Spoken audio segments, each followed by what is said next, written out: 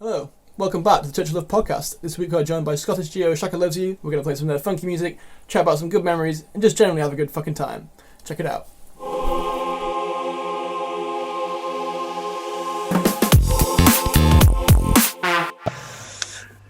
Welcome to Season 2, Episode 3 of the Church of Love podcast. We are joined by Shaka Loves You. Well, you guys want to introduce yourselves? We'll start with Jamie. What's up? This is Jamie, the DJ from Shaka Loves You. And this is Marty, the I don't know, bongo guy / the bongo guy. Something else. And believe it or not, that's Aiden. Yeah, it's me, Aiden from TREMOR SOUNDSYSTEM on behalf of S02E03. I've had a lockdown switch up. So Elvis vibe. How are you guys? I haven't spoken to you guys in a while. Maybe since we did the little tour, I guess, is the last time we probably hung out, I think. Yeah, that was when was that? Seems like September. Yeah, that's right. That was so much fun, man. I don't think I've ever been more tired walking in my front door after that. Yeah, we worked really hard and we partied really hard. Yeah, definitely. That was so much fun. You guys had a long way to travel as well, hey? Yeah, we've always got a long way to travel, though. We kind of get everywhere's fucking miles away from us, unfortunately. Yeah, it's true. You never been tempted to move below the border? No. Great answer. England. Don't be stupid. I mean, I love. I've got loads of mates in England, but hell no.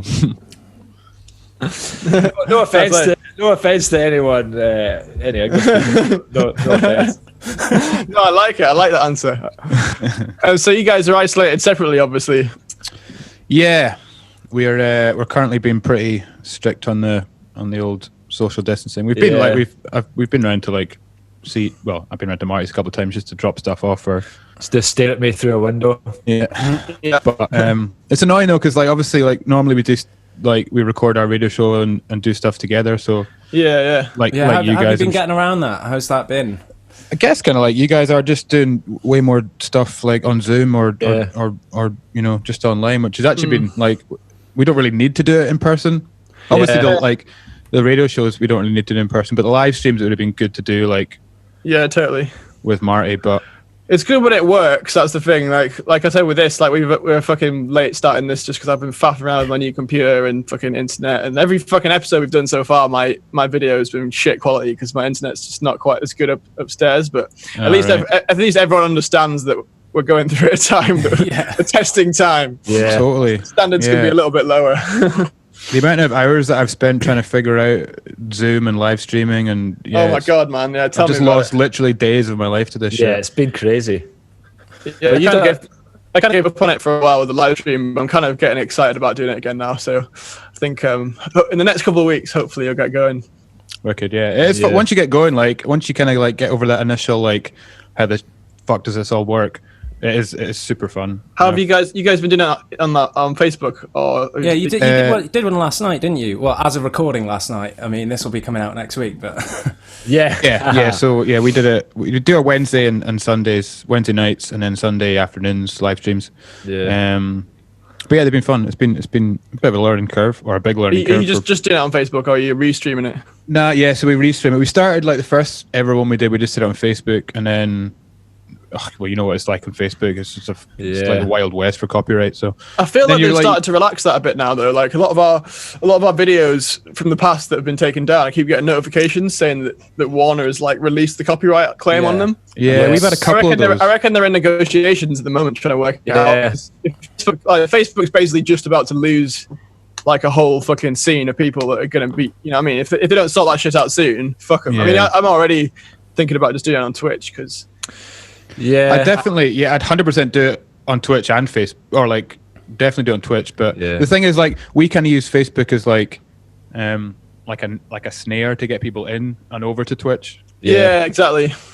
It's loads of fun on Twitch as well because you're getting. It seems to be set up. That platform is set up for engagement, so everyone that's on there is in the chat rooms. Everyone's kind of getting involved, and it's been loads of fun. Facebook just doesn't seem to be.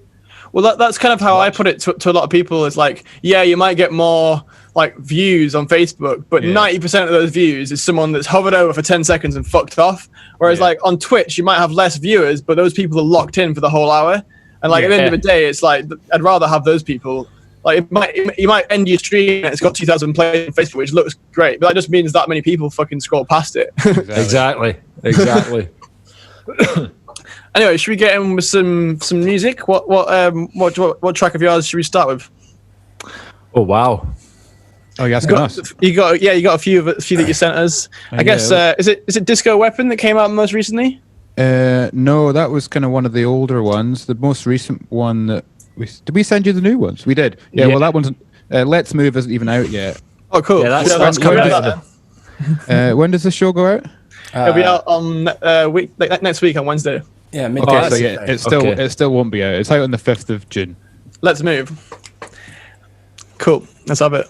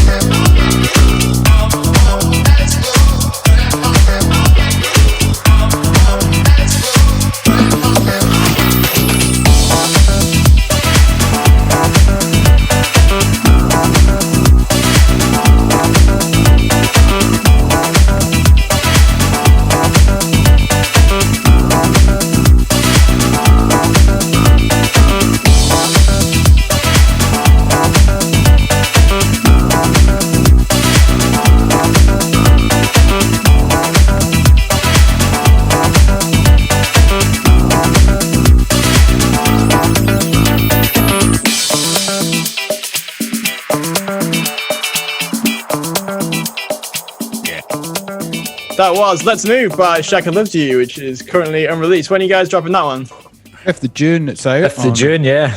Bomb Strikes, Friday the 5th. Cool. Which is actually, we didn't realise, completely unplanned. It's also one of the days that Bandcamp are waiving their fees. Oh. Yeah, so, yeah, really good. Yeah, man, I feel like Bandcamp's been a bit of a saving grace recently. I think for a minute I was like, shit, people are going to stop buying music, but I think people are actually buying music more than ever right now. Like, I think it's been the opposite. Yeah, people are obviously super stoked to support and like, not even just my new stuff. Like, yeah, I don't know what I do with that Bandcamp. I mean, it's a bit sneaky selling bootlegs on there, but whatever. I know. We've been doing it for ages, though. I think. Yeah, I don't feel too. Okay, it's such a good platform, man. I think. Yeah, I wish there's a bit more of a community thing to it with like comments and stuff. Would be cool. Yeah, the app's pretty good. Have you got the app for your phone? No, I don't actually. So the app's pretty good, like the artist app, because you can obviously like keep track of all your sales. Actually, way better than you can on the kind of desktop one. But you can actually message people. So you can message like your fans, but you can kind of break it down into like, you know, people who've spent certain amounts of money and their location and stuff. It's pretty decent, man. Nice.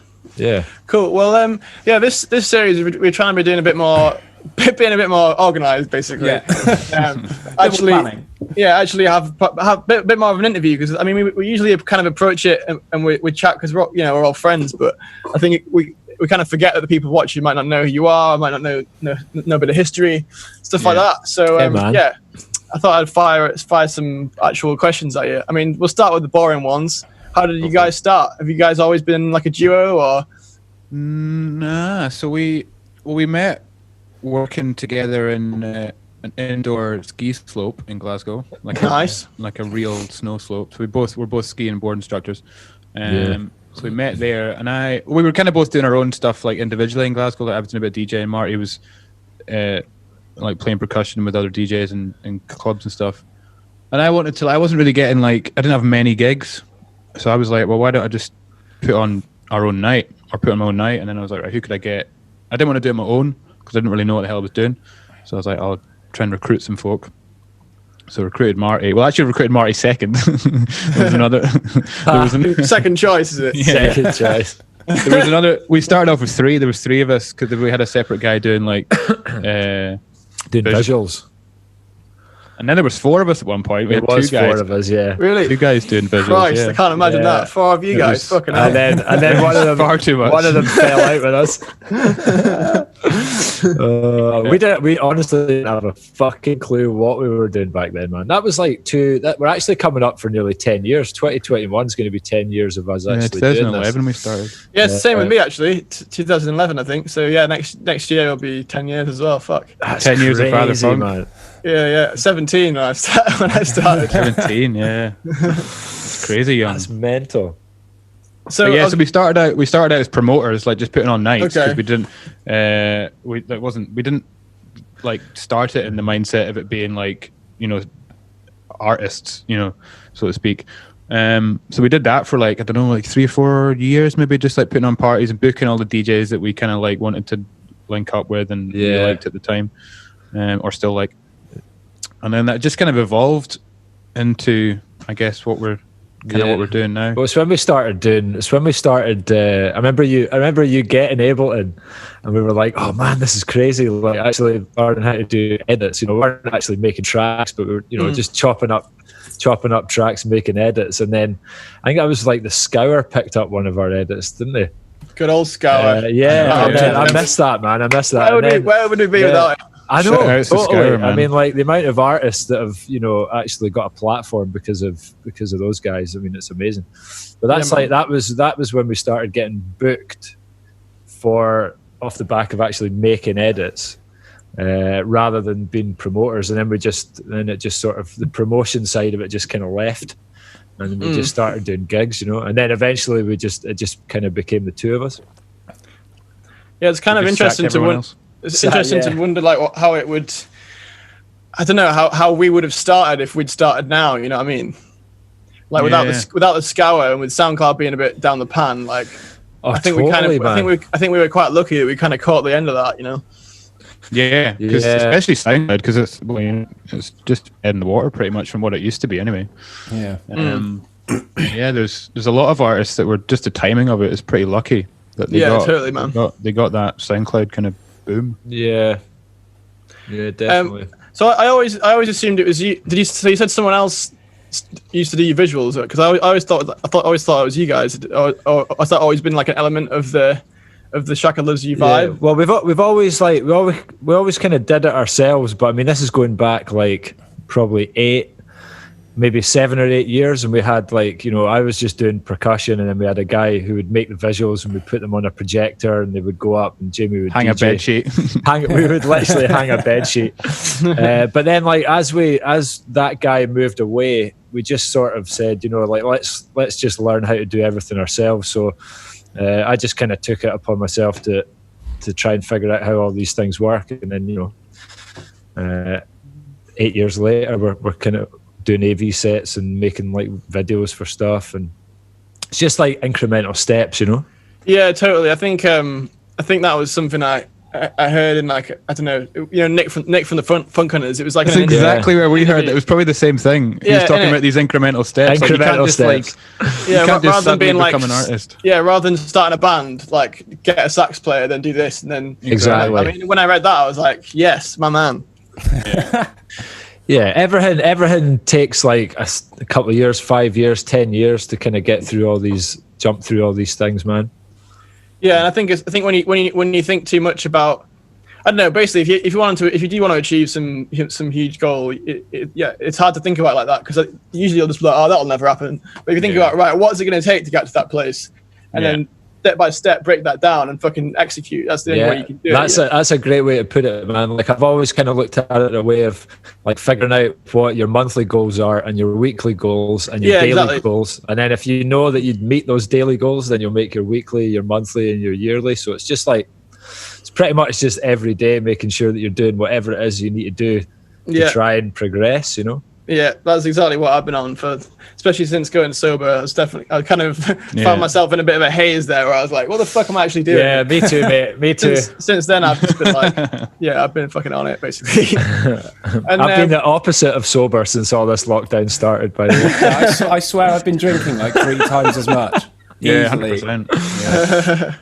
Are you not are you missing it at all, Will? Not really, to be honest. I mean, it's kind of, it'd be a lot harder if I was like at a festival right now, or if I'd been going out, and like if I didn't have music. But because I've been able to put more energy into music, which is what I wanted to do anyways.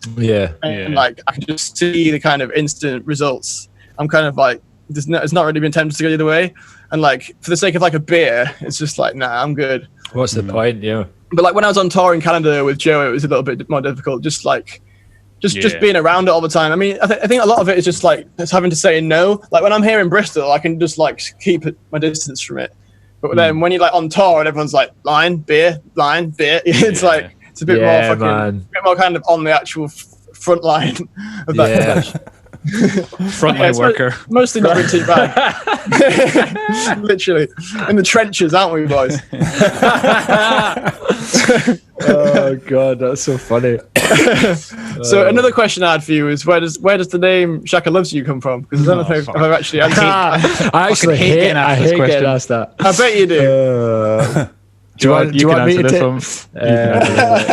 Sorry, guys. I mean, it's not actually as good as it sounds. But because we started off the night that when we were promoters, you know, we started calling it Shaka Events. So we were like an events company, right? And because of like our sort of skating and snowboarding and Jamie's like surf background, so we're going to call it Shaka. And I was like, right, sweet. And then kind of from there, I think we've learned about these guys in Brazil, didn't we, Jamie? They were called like Shaka Sound or something. Yeah, so there was other guys that were like making edits, and they were on the Scour, like the blog, and like putting tracks out. So it's called Shaka. So we need to like make sure that people know that we're not those guys. Not that they were bad or anything, but just that like we didn't want to get confused. And then what happened was basically like we'd always just it's so ridiculous, but we'd always just, if ever we saw like a good looking girl like at a gig or something, we'd be like, Shaka loves you. and then just to ourselves really creepily, like not just but then some, we were like, we need to come up with a new name. And then one of our mates was like, why don't you just call yourself Shaka Loves You? And I was like, that's the most fucking ridiculous name for an act that I've ever heard. And he was like, that's why it'll work. And we were like, oh, okay, right. And then we just did it, and then that was it. Yeah. Sounds familiar, man. Ridiculousness definitely always works. Yeah, for sure, man. Like you can't try and like plan something like that to kind of you're going to you call really ourselves this and it's going to work. It's like It's going to be really cool. It has to just be like whatever. It has to be natural, doesn't it? Yeah, exactly, man. Yeah, I kick myself all the time about my name, but then I just have to be like, it's kind of more, I don't know. It's just once people know you as a person for that and your sound, that's all you exactly, need. Man. You just got to let go of it. And yeah, exactly. Well, the good thing is if your name kind of matches you, then it's good, right? So like, Father Funk, there you go. That's you, man. It's great. But I think everyone like reads far too much into their own name, because we were chatting to, we had Yoda on the radio show, and he hates his name, but I think his name's quite cool. I don't like. Yeah, I think it is too. But I think he wanted to change his for years, but it's a bit late now, though. It's a bit late now. Yeah, exactly. It is. I mean, I've seen so many friends of mine who like are kind of, I don't know about on the cusp of making it, so to speak, but more so just like they never really get anywhere with their music because they're constantly reinventing themselves every fucking 6 months and like changing their name and shit. It's like you're never gonna fucking get anywhere if you like basically wipe your SoundCloud account clean or all your socials clean every 6 months when you decide you don't like your name. It's like, yeah, man. Think of a name, stick with it, and fucking smash it. Well, that's it. You need you kind of need that element of longevity in the scene, don't you? You need people. If you're changing it all the time, once you kind of won the battle of people knowing your name, you've just got to stick with it, haven't you? Yeah, talking of changing names, Howler he's been producing a lot of music lately, and he sent me a lot of his stuff, and it's all like just seriously dirty, like rollers and just jungle and just drum and bass, which is like a completely new sound for him. But he was thinking of changing his name, and like I was just like, no, because Howler is already a name. You've already got enough. You've already got fans there. You've already got a base to build upon. Yeah. And if those fans that liked you for your old sound don't like it anymore, they'll leave. But those that do like it, you'll keep them, and you'll keep them quicker than the new fans you'll gain. Yeah, totally. So that's something exciting to look out for. Howler's new Dirty Drum. Oh yeah, I think I've heard about that actually. It's pretty dope. Yeah, I made a track with him the other day in like 6 hours, and it's horrible. It's so dirty. Nice. Yeah, that's kind of something I've always battled with too. Is like when I make something that's like sounds pretty different to me, and I'm like, oh shit, I'm gonna have to put it under a different name. But it's like to someone else who knows me, they'll probably listen to it and be like, yeah, that's obviously Will. You know what I mean? Yeah. Like it might seem really different to you, but it's not always. And like I don't know, I quite like the idea of being a super diverse artist that puts out everything from disco to fucking dubstep. Because there's not many people that do it, so why the fuck not? And like if you're influenced by all these different styles of music, then I don't see why you need to get like pigeonholed into just doing one thing, because it gets so boring. Because I'm the same. I like so many different styles, and I like writing different styles, or certainly putting elements of different styles into what I'm writing, and it just get boring for me if I had to just produce like house or just disco or whatever, Especially the style of our sort of DJing, which is quite eclectic as well. I feel like the music needs to kind of summarize that as well, doesn't it? Yeah, it has to be able to kind of genre hop a little bit, doesn't it? Totally. Yeah. Well, should we have some more music? Go on then. Yeah. Let's play another one of yours. What should we have? What's that one? What's that one? I feel happy. What's that one? That's not ours. No. Oh, that isn't yours. No, we'll have that later. Yeah, that's a little surprise. I've named that wrong. Sorry, boys. Okay, have I just ruined a joke there? Yeah, maybe. What was the most recent one you guys put out? Wasn't there one like a couple of weeks ago? Maybe a month ago. I've not been very good at keeping up with promos. Okay, so we put out Love Is True. That was another EP, but that was out in January, and then we put out the Loose Joints EP, but we didn't actually send that over. That wasn't really a release. That was just like kind of edits. Okay. The latest one you just was the one you already played, but play Boogie. It's a bit different. Do you have? Okay. No, we don't. We don't have that one. No, we don't have it. Sorry, mate. No, it's on Spotify. You could just plug your phone in and play it. No, we don't take requests. We're not that kind of DJ. All right, that's this. Let's have it. This is Boogie featuring Fullee Love by Shaka Love to You. And now we're gonna do something everybody like to do. All right, here we go. 1, 2, 1, 2, 3, 4.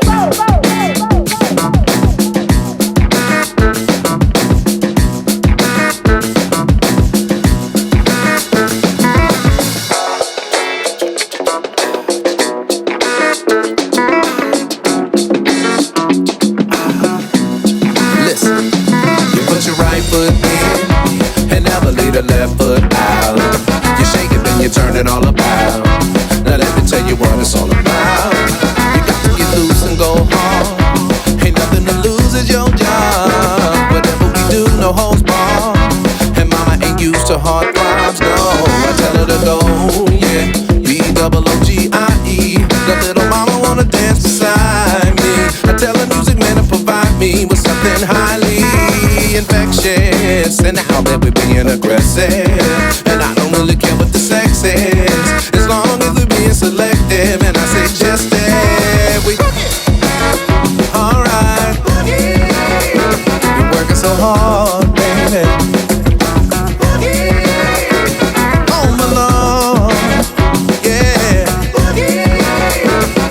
Hold on, alright. Now can you give me some more, yeah, so I can slide across the floor? Hey bro, you know, yeah, police come and knock at the door to tell us to go, but we tell them no. You see, this ain't the type of party to step to, yeah, unless you got a pair of your best shoes, yeah, and maybe there's somebody to get you, and I just let you live it up, give it up, cut a rug, you know what?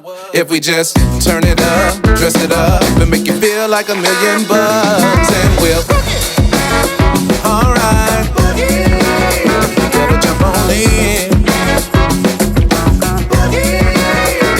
Come on in, baby. Alright. Whoa, yeah. Now if you're too shy to dance a little bit, we got the pieces to make the puzzle fit. No, we not gonna leave you up out of this, we just gonna lead you up out of this. Clap your hands, dance for hours. We don't need no more wallflowers. Now if you agree, come on and scream and holler. Fancy free, you got to do what you got to, yeah. Alright. Come on, yeah. Shake what your mama gave ya.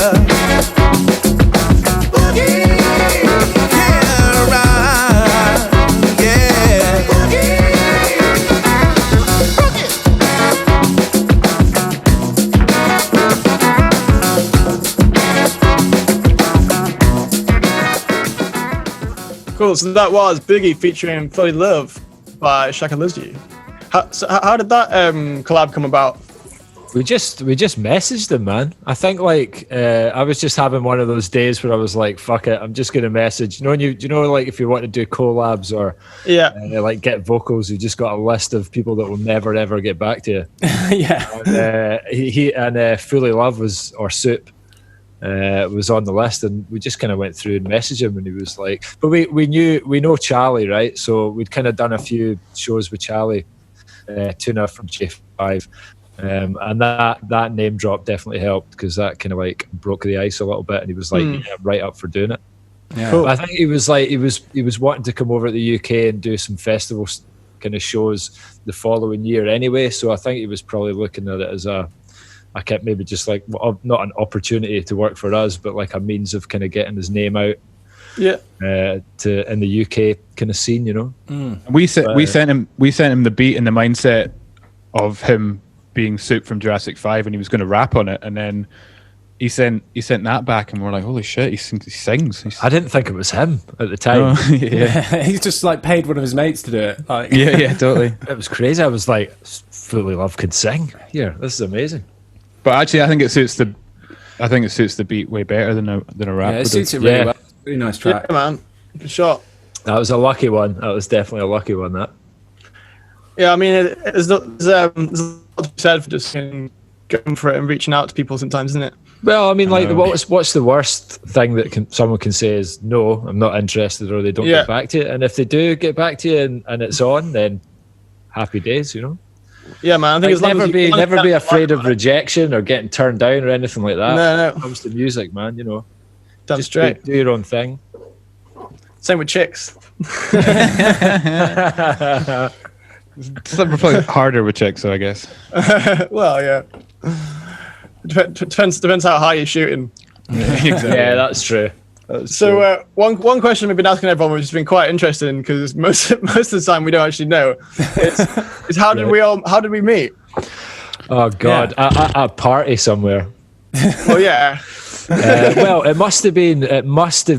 Well, it was definitely at a festival. So I would say it was either Beat Herder or Shindig meeting you guys, I think. I'd probably say Shindig, unless you were because the first time we got involved with that whole scene was Sunrise Festival in like 2013. I don't know if you were there. Yeah, Will. I'm pretty sure you were playing. I think I was there that weekend. Because the funk, that was also the first weekend I Hunters ever took drugs. That was that weekend, so I was quite all over the place.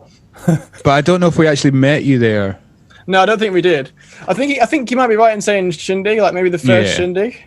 Yeah, because I'm not ssure if I'd met you guys that year, but I know that the time that I remember properly meeting you was the first time that we booked you for the Church of Love, and you came and played in the back room in that Crofters Rights, and it was just that was the sweatiest gig I've ever played in my life. It was so rammed, like it was brilliant. It was really good, and I look back, there's like photos that I got tagged in, and I literally look like I'm just fucking climbed out of the swimming pool. It was hot.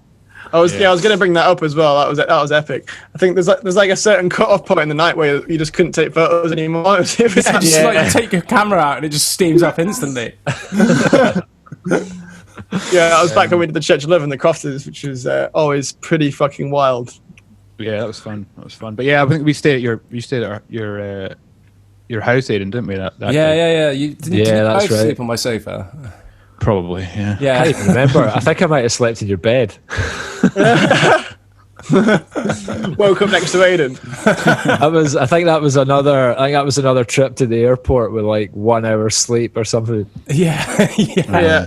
Standard. I'm sure I left you. Did I not leave you at the party, Jamie? Oh, that was the other.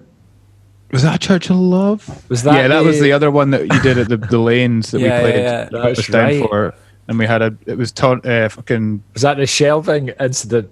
Yeah, that was when Johnny got shelved. That was me as well. I spent 2.5 hours convincing him it was a good idea, and he finally, the point he finally agreed to do it. It was in front of 25 people. I was right next to him. She was like, in my eye. But yeah, we ended up like we had to like you were sensible, Mark. You went back to I can't remember whose house we were staying at. Somebody's house. You went back a bit earlier, and then it's because like I'm sure we were flying from like. Well, I had to drive when I got off the plane, right? So I was like, man, I need to like have some like amount of sleep. No, we were playing in Edinburgh that night, so we did like the Friday with you guys, I think. And then it was Friday with us guys, and then because I was like, oh, do you want to fly back later in the day? And you guys were like, no, we've got a gig in Edinburgh. We need to leave early. And I was like, are you sure? That's right. It's quite nice having Bristol Airport right there, though, isn't it? Like, it's so handy, man. One of the best things about Bristol, for sure. Yeah, it's so handy. Do you know what? I love Bristol, man. I remember we were walking down the street, and I can't remember where we were in Bristol, but we just walked around the corner, and there was that guy. I don't know if you remember this. The guy played drum kit, like a homemade drum kit. Yeah, was that when Kayla was here? Yeah. He had like some kind of like weird like outfit on. It was like a sort of like armor, wasn't it? He'd like made out of like cider cans or something. And he was playing like mad drum breaks along to some jungle. Yeah. But and no one was batting an eyelid. It was just like standard Bristol. Yeah. I mean, like I just remember going. I can't remember where we went, Jamie. We were walking around the next day, and we were able to go just buy a beer somewhere, and then go and sit in some second-hand shop on the street having a wee beer. And that was after the first. That was after the first one. We were staying at Aidan's. I think is it Stokes Croft? We were walking down. Yeah, that's where I used to live. It was just on the front line. yeah.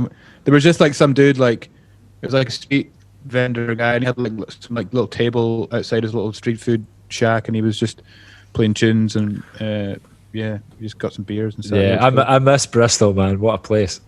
Yeah, I fucking miss Bristol, mate. I've been locked in my bedroom for fucking 2 months now.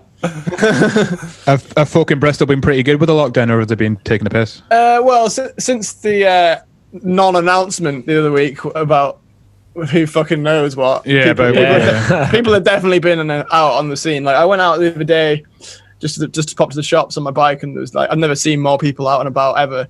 I mean, like obviously there's like St. Paul's Carnival and shit when it's busy, but like in terms of like a normal day. Yeah. I mean, to be fair, just because everyone's out, people were mostly keeping the distance with like groups of friends and shit. But it's still, I didn't feel particularly like, I don't know. It always gets mad busy around my house at the weekends now, because like since everyone seems that it feels like it's more relaxed, like like, because I live just outside Bristol now, and like, just all up and down my street. Like normally there's only like 2 or 3 cars on it. As soon as the sun comes out, it's like hundreds of cars. You can't move for cyclists. Like there's just people walking past because like I live next to Ashton Court and loads of people go up there, and it's just like it's kind of frustrating for me because it's just like if I just want to pop out to the shops, I have to like barge past like hundreds of people. Through, like, it's just like come on. Yeah. Yeah, man. I mean, some people are taking it seriously, and then there's always like loads of people that don't. Yeah, well, I think it's they've basically left it up to us now, haven't they? Because they're shifting the blame onto the public, and it's now up to us to be responsible. And anyone that's just like following what they hear on the news don't know what to do. So everyone's just like, fuck it, let's have a jolly. It's not like people aren't listening to the government's advice. The government just isn't giving us any advice. Yeah, like it's still fucked. We had our I'm talking about politics now, but we had our announcement today. I watched that. Yeah, Nicola was kind of laying out the Scottish steps. But she, like, obviously I'm biased, but she was like, it seemed like a coherent, like, plan. Can we get rid of Boris? Can we have Nicola? Can Scotland adopt Bristol, please? Yeah. Totally. It's not very hard to be coherent next to Boris Johnson. Well, totally, man. True. Yeah, it's been embarrassing, man. And I was fucking hoping to move to Canada this year, and like, obviously this has put a pin in that for a while. But not only that, is like I'd accepted that I was ready to move on from this place, and now I'm stuck in this place with all this bullshit happening all the time. I couldn't do more. Like, fuck this. Yeah, but and I mean, you're getting time, uninterrupted time to be in the studio. Oh yeah, man. I'm definitely grateful for it, and I'm at peace with what's happening. I'm just not so chuffed on our government's approach to the whole situation. You know what I mean? Yeah. I mean, talking to Canada, we were meant to be heading out to Canada to play Shambhala for the first time. And yeah, no, I was going to bring that up. I didn't know if that was too much of a sore subject. But it's okay, again, man. like as soon as this shit got announced, we were like, well, we kind of like you said, kind of made peace with ourselves and the situation, like, because there's like no point in just getting yourself bummed out by it. Obviously, totally, man. Typical, like we take this has been a goal of ours for literally years, and like typical a fucking global pandemic comes along as soon as we get booked for Shams. Yeah, totally. It's one of those things. I think I said this on another podcast as well, where it's like I think when you put too much pressure on goals and shit like that, you are quite often just left feeling like shit because it doesn't work out or whatever. I think it's better to think about the bigger picture, and like just the fact that you were booked and that you are on that lineup is enough, Exactly, man. You probably, I imagine they'll have you back if it's there next year, and then that's basically like being booked twice, and you're on 2 separate rounds of posters, and like you're already in people's psyche, and like just because you get to go play the set, that doesn't mean you leave it. You know what I mean? Yeah, totally. Yeah, man. Yeah, I was fully up for coming along anyway, even though I wasn't playing, but. Yeah, I was on the precipice of buying a ticket. Yeah, I was going to get a ticket as well. I was because it's not on the same weekend as Boomtown this year, and I was like, oh, maybe. That's right. Yeah, they'd moved it. Maybe I'll go and explore Canada. Oh man, it's such you'd have the best time ever, mate. It's so good. Yeah, that last time we went though, yeah, I was going to bring that up for sure. Like 2015 was it? That was insane. All of our first times in Canada. Oh my God! Having the fucking best time. The best time. I remember like getting picked up Sammy by, as well. Yeah, I remember we got picked up by Sammy and his Chevy Astro van, and then within about 5 minutes of him picking us up and driving us on like the highway, we got pulled over by the highway cops. Because he was high as shit. He was high as shit, and then like we like distracted them with our. It's like, where are you guys going? And we were like, oh, we're just looking for a camping spot. And he's like, camping, eh? And he was like, instantly, totally fine. But then like, I also have to add that I ended up driving that van for the entire rest of the trip because Sammy was just baked. Yeah, we demoted Sammy from designated driver because he was so bad. I was just so high. Yeah, and then I think did we not travel across like from Vancouver to Shambhala with like a lot of mushrooms in mushrooms. Oh mate, we had all sorts in there. Yeah, there was like 5 of us. It was like that movie Euro Trip or something. Yeah, fucking hangover, eat your heart out, mate. Oh my god. Yeah, just that the first night in the Fractal together was just the fucking one. Oh man, honestly, I'd never seen anything like that in my life. Just even, I remember looking around and it was like, you know, all your pals are there, and then it's like, you know, there's Jazzy Jeff playing, and you're like, this is the wildest shit ever. It's exactly where I want to be, and that's what fueled our sort of want to get booked for it, you know. And then yeah, man. But next time, hopefully. Well, yeah. The thing is, with all this stuff, it just means that when it does happen, it's going to be so overwhelming. I know, right? I know. Like when it actually finally gets that first gig. Like, can you imagine how good it's going to feel? Like that first set. It could be like in fucking some half-sold club in Wigan, and I'd still be like, yes. Yeah. Well, I'm predicting that our first gig back will probably be like one of our residencies in Glasgow. Which are you? Well, I'm not going to say that. I know. Don't say the name of it, but I know that we'll probably get there and it'll be dead, and we'll be like, fuck's sake. Back to lockdown. Take me back. Yeah. Maybe I'll be like, I could just be live streaming in my house. I would get paid more. Well, one of the questions I thought of, which was quite a good question, is like, what's the worst act that you would still enjoy seeing now? Because like, there's no gigs and no festivals. Like, what's the lowest you would sink but still be stoked about? Or to go to a show. I've got like a ridiculously high bar for being like entertained by other DJs. So yeah, but I mean, like, this is like right now, like you're craving entertainment. Like your bar is surely going to get low. Yeah. Oh God, I don't even know. That's a good question. It's a good question, isn't it? I would just like to be. I mean, normally if I walk into like a venue or a club or anywhere like that, and the music's terrible, like I'm a total music snob. So I'll just, even if I'm with like a group of mates, me too, mate. I can't do it. But now I would probably just sort of wave that. To be somewhere with like. I probably couldn't do chart music. I could probably do like jump up, drum and bass. Yeah. Maybe even like hard tech. I think I'd go as low as Gabba. I think. Totally, man. Yeah, if we're going for a genre, I would just go to a Gabba festival right now. What about Psytrance? Would you say? You catch us all in the Psytrance tent, totally. Yeah, I remember. Where were we, Jamie? Was it like Eden Festival? Probably Eden. Yeah. We'd been up, and then we ended up in the Psytrance tent at like 8 a.m. Just me. The Volton Temple. I was just that one. Yeah, like, just hold me. I mean, the little chill bit just outside that has some good vibes sometimes. Yeah, man. Eden Festival with all the hammocks. Yeah, that's cool. Yeah, I was supposed to be back there this year for the first time in a while, and obviously that's not happening. It's pretty good. Do you know what I miss though as well is like loud music, and that sounds funny, but like everything I'm listening to is like in my headphones or on my TV or speakers, but you're not getting that same.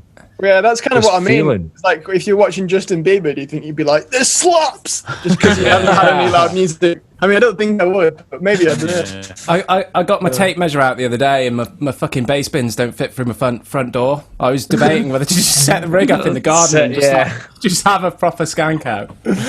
Well, exactly, man. You've got a full sound system and you can't even use it. That must be torture. we might really excited to see the album. Sorry, go on, Jim. I was really excited to see where that sentence was going with Aidan saying, "I got my tape measure out." Yeah. I got my tape measure out. I was really disappointed. Should we have some more music? Yeah, I think we should. I mean, since we already spoiled it, I renamed it wrong in my library. Well, no, you used our actual track artwork on it. I was it just synced it up because I put Shaka Loves You as the artist. Hurriedly imported all of the tracks for this podcast off my other computer.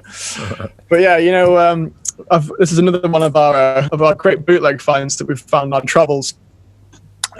This is a James Brown bootleg. I'm just gonna fucking play it. You know, it needs no introduction. Go for it. I feel good. I knew that I wouldn't. I feel good. I knew that I wouldn't. So good. So good. No, don't do it. Don't do it. I feel nice.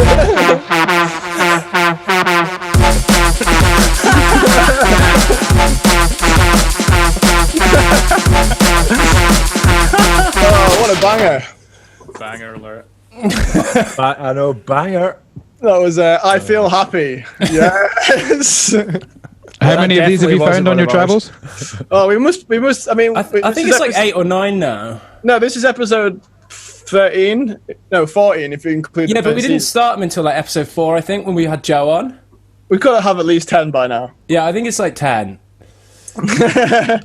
Yeah, so we were thinking that one idea that we've had in this time that I think would be really funny is to once we've got a good like 20, is release like a sort of an EP or an album or like a mix that people can download, and all the money goes to charity, and it's our Mr. Happy Bootleg Mega Mix. 2 hours of Mr. Happy Bootlegs. Put it on Bandcamp, you'll make a fortune out of it. Yeah. Oh god. Because like quite a few people have been asking, like, I can't believe this isn't a real tune. I really want it, and it's like it's just a joke, mate. But what you on about? It is real tune. Yeah, it is real. We got a whole crate of white labels. We got more coming. Funny man. So, what do you guys have coming up, like release wise? And did you say you're working on an album? Yeah, so that one you played at the top of the show, Let's Move, is out Friday the 5th on Bomb Strikes, and two tracks. And then I'm just finishing off a remix for Crafty, Nice. of his album with Charlie that he just did. Reluctant Superhero. Oh yeah. So I've got that to finish, and then it'll be just head down for trying to write an album. I mean, originally before all this shit kicked off, we'd planned to release it like kind of autumn time, but it's all a bit up in the air now. Like, because obviously you don't want to put out an album and then not be able to like gig with it, you know? Yeah, I'm kind of the opposite. I'm kind of like, fuck it, I'm just gonna smash a load of stuff out. Like, oh yeah, because you're putting out soon, you know? I think it'll be the middle of June, like June the 19th, maybe. Okay. Right, okay. But yeah, I mean that just kind of came out of nowhere, and I just got excited and was like, fuck it, let's just smash it out. Yeah. I feel like, since we can't gig, I mean, there's nothing else that we can do except release music. Exactly. Yeah, true. But yeah, it's a weird one. It's going to be very strange going back to gigging and having like 3 albums of songs I haven't played. And, like, just hearing them all for the first time. Like, whoa! Yeah, totally. It'd be fucking sick. Because the other thing I like to do is like with I'm sure you do the same. Like when you make tracks, you play them out, you test them, you see how they're sounding. Yeah, that is a thing as well. So that's like that it was really difficult for me to put this one that we're putting out next week or whenever the 5th. It was quite frustrating not to be able to road test it, and even from like a mix down point of view, I'd always play it in the club and see how it's sitting, and not having that was a little bit releasing it blind. Yeah, it's weird. It is true. I mean, again, I don't know. For me, it's kind of been like a double-edged sword, where it's like I think that's what's given me quite a lot of freedom. Is like with this album, I've not been thinking about playing it live. It's still fucking party music. But it's just been like, I think it was so freeing for me to not have that in my head all the time of like, oh, how's the crowd going to react? Is this you need to make a banger? Going to be mixable? Is it this tempo? Is it this key? And I've just been like, fuck it. I've just made loads of crazy shit. And like most of it's like fucking 140, like dubsteps. Right. Some of it's like 145 breakbeat, and it's just like all over the shop. Because it's just not having that constant gig in the back of your mind that's coming up next, and like. But yeah, at the same time, though, like you say, it is always I don't know. It does feel weird putting stuff out without having tested it out a bunch. Yeah, definitely, man. And so yeah, I assume you guys will be putting that out on Bomb Strikes the next. Yeah, so next one's coming out in Bomb Strikes, and then the album as well will be out with How long have you been working with those guys? This is our third release. Yeah, third release. Fourth release. This one would be a fourth release, and then But they're such a dream to work with. Big shout outs to Tim and man, Glenn. they seem to be really on it. They're just they definitely are, man. Definitely are, and it's the mentorship that we get from those guys as well, and just like that direct route to them kind of helping us out with information and advice and stuff like that. And like, I mean, you got to remember, like Tim and Glenn, like shouts to those boys. Like Tim, one half of the Utah Saints, basically like toured the world with U2. you know, so it's like, you know, these guys have been around for a long time. They know what they're doing. Yeah, man, 100%.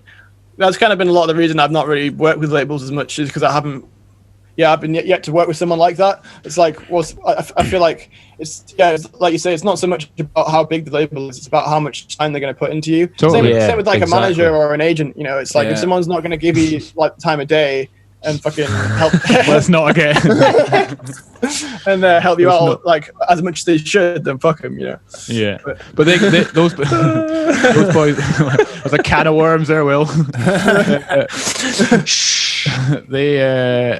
They go over and above like what a label is supposed to do for you, and like, so yeah, man, that's why we've kind of stuck with them for a few releases.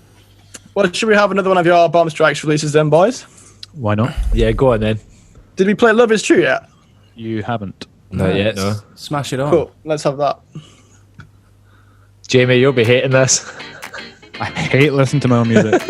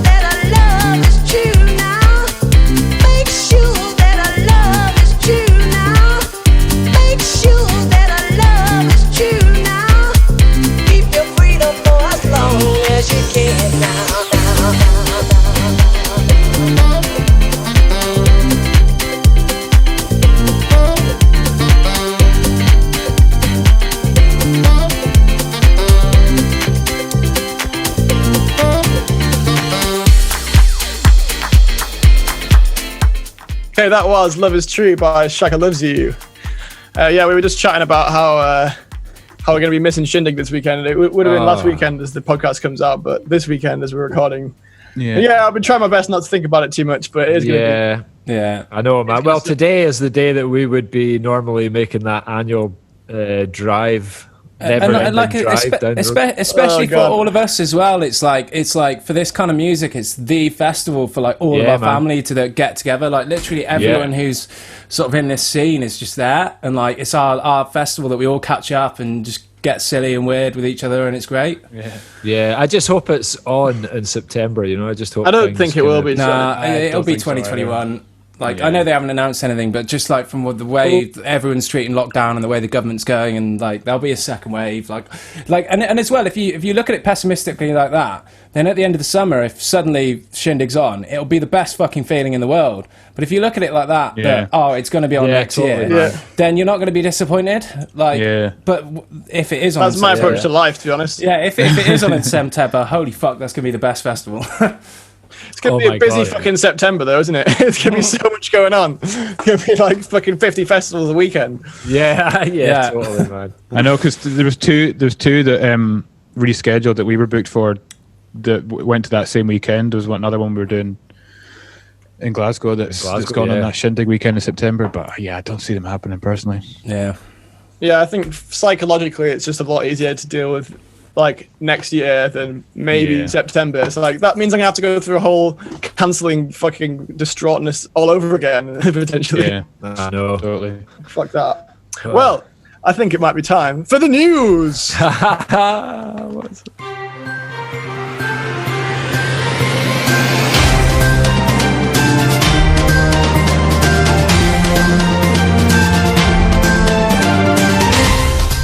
In the news this week, Scottish Water reported a sewer blocked by large poo. South Korean football team apologises for using sex dolls to fill in stands. Cops seize golden gun from women with moustaches gang. Coronation Street actor Philip Middlemiss wanted over sale of military planes to Ghana. I saw that. It was fucking great. That was a brilliant headline. That was brilliant. 2020 just keeps giving. Famous water skiing squirrel banned from Toronto. And finally, this one is for you lads to see how you feel. Glasgow shops almost out of Buckfast as tonic wine production halts during crisis. Oh God! It's back up and running now, though. Yeah, I know it is, but shit. See, these guys got the inside scoop. I just had to see what you guys thought. Well, that was the news. That was the news, well done. when you started off the news section there by bringing in the first prop, and then your next story was South Korea. Sex dolls. Just expecting I was waiting for you to like bring something up in the back there. Yeah, just quickly because obviously this podcast, if you want to watch it, you can watch it on YouTube, but it's still our main sort of source is iTunes, Spotify. For the audio listeners, when I read out the first news story, I held up a giant Winnie the Pooh teddy bear because that first news story is not poo as in shit. It's Winnie the Pooh. Well, another nice little section we always have on the podcast is playing like a sample from, a sample that's been sampled in a classic track. And this time I was thinking about, the Amen break, we all know about the Amen break. It's like the most obviously sampled break in history probably, but I was thinking about it today and just how great the actual tune is. Like I kind of like Winston's Amen Brother. Like I almost kind of forgot how good it is. The horns and everything like that. Like I've been so used to just hearing the break beat. That I was thinking maybe I should do something with it. So let's have Amen Brother by the Winstons. Stick it on. These fucking drums though.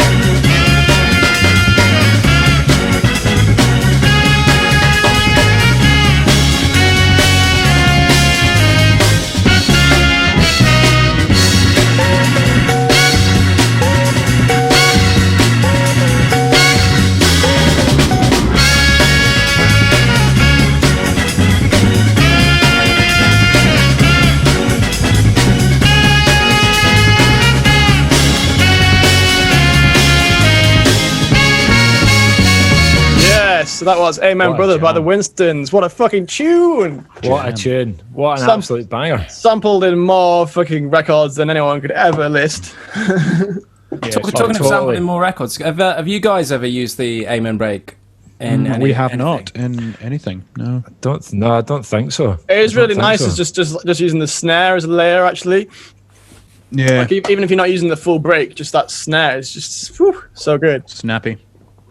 Fuck yeah! I was thinking as well. Like, I wonder who the first person to ever sample that was, because I'm sure who sampled would tell you, like, I don't know, Straight Outta Compton or some shit. But there's got to be someone. I'm pretty sure there was a mini documentary on it and like following like where the Amen breaks come from, and I'm pretty sure it was like. So I can't, like, don't quote me on this, but I think it was somewhere between 89 and 91 that there was the first sample of it. That's why I think Straight Outta Compton is one of the first like mainstream tracks to use it. Oh yeah. Is it that break that the drummer like didn't get any, basically like died like impoverished? No, or is that? Yeah, probably. No, they did money for after this documentary. I swear they did like some like Kickstarter or something, because he didn't really care. I mean, but everyone was like, "This is wrong," and I think they raised like a load of money for him. Really?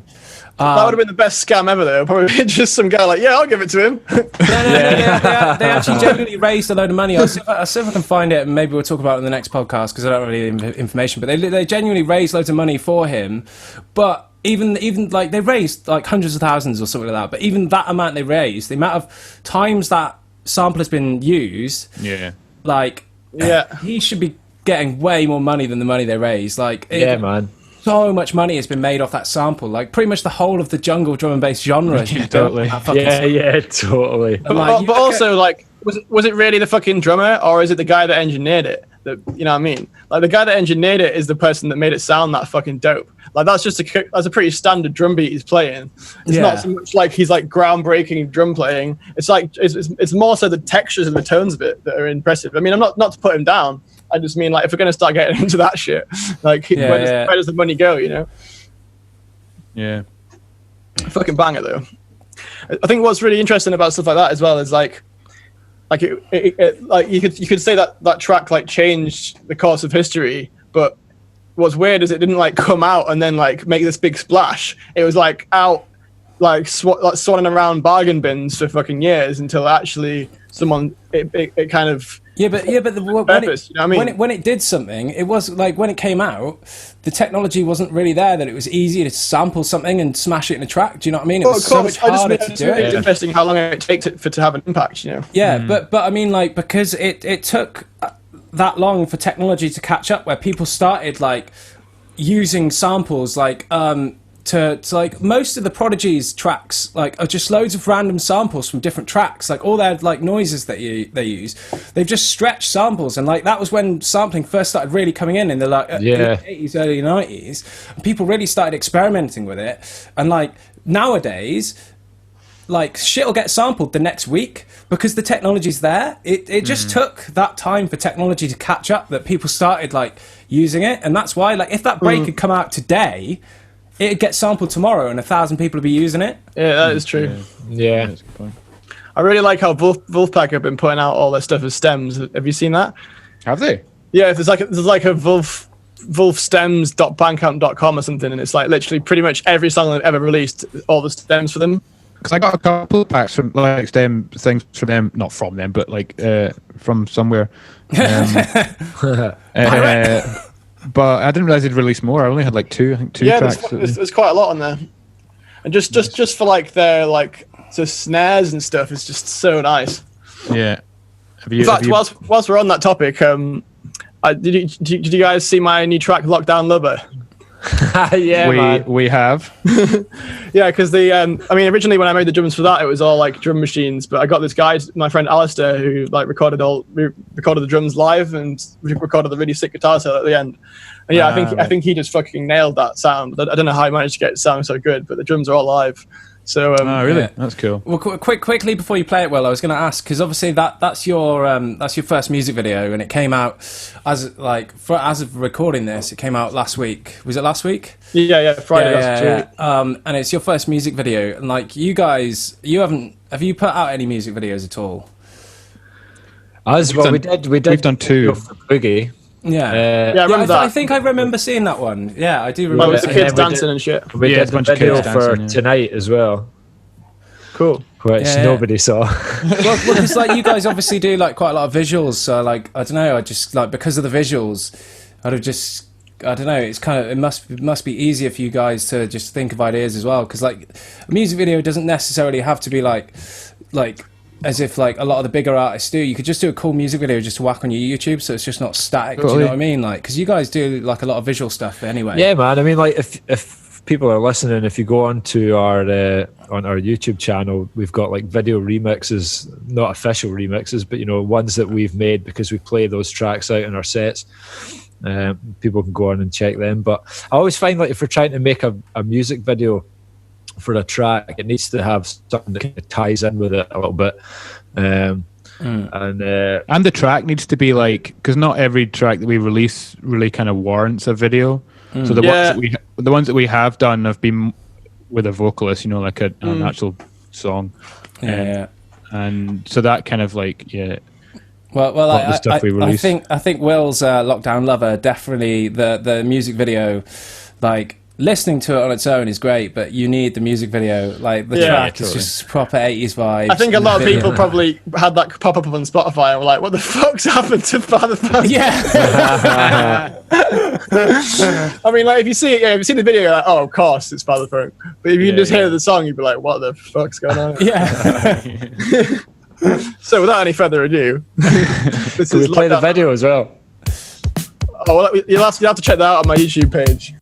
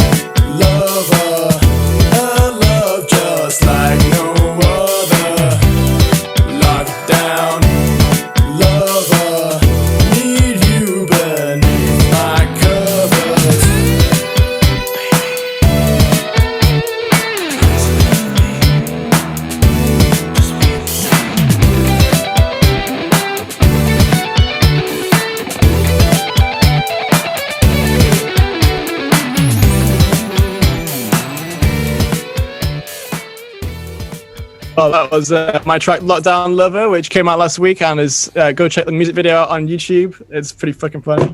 Who's doing the lead guitar for that? Yeah, that was my friend Alistair I was just talking about before. Oh, yeah. So yeah, basically I saw him posting quite a lot of videos of him doing this kind of boogie funk stuff, and they're really cool. And I was like, we should do a collab. And then I had the idea for that track, and I kind of like made most of it, and I was like, fuck it, I might as well send it to him to see what he does with it. And then the next day, he'd already booked himself in a studio session as it happened. So like within like 24 hours, he'd sent me like the drums all mixed, and like some talk boxy stuff and some additional guitars and that solo. It was just like just finished it off so nice. Yeah, like, it's a nice sound, like, for sure. Yeah, he nailed it. And the rest of it I literally did all in like one night. But I don't know, part of me was like, it's funny to keep it like raw and fresh. Then the other part of me is like, fuck, I wish I'd redone the vocals and made them a bit better. But it's one of those tunes that's just like, it's not, it shouldn't try too hard, should it?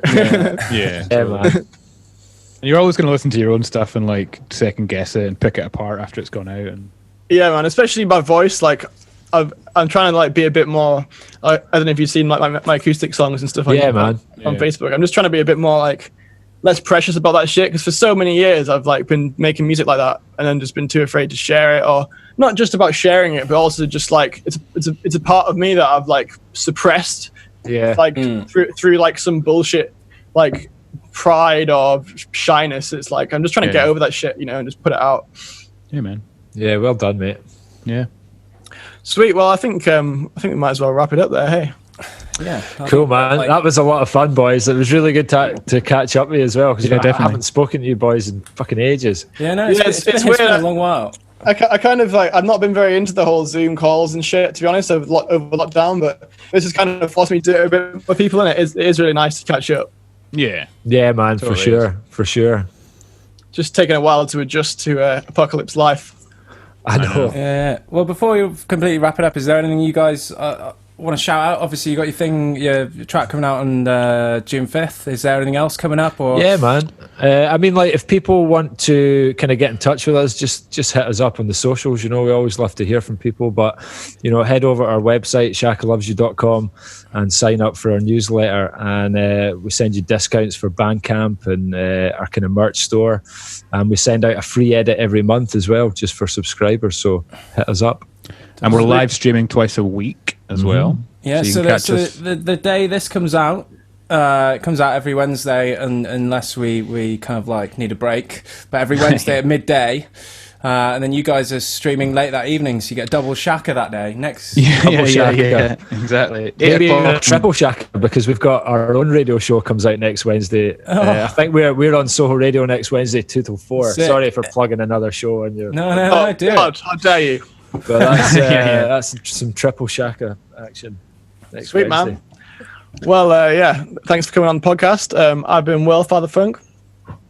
Do you guys want to say goodbye? This is Jamie from Shaka Loves You. Thanks for having us, man. It's been fun.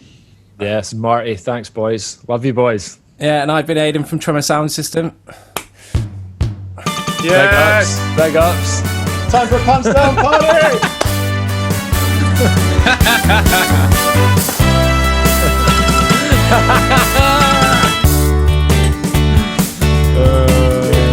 Of course, it had to end with their hands.